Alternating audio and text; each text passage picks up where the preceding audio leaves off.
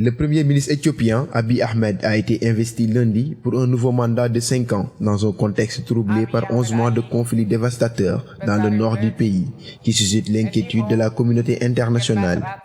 Le dirigeant de 45 ans a promis de rester fort et de défendre l'honneur de l'Éthiopie malgré les critiques internationales croissantes concernant la guerre au Tigré.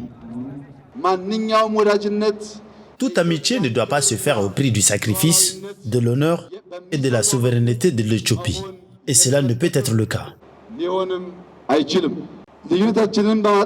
Pour réduire nos différences politiques, nous organiserons un forum de dialogue inclusif.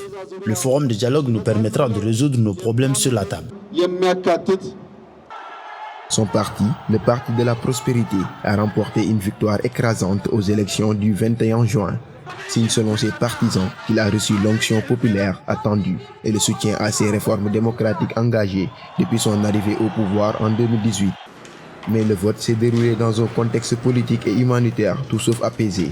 Des dizaines de milliers de personnes ont été tuées par la guerre au Tigré, où des centaines de milliers de personnes sont menacées par la famine, selon les Nations Unies.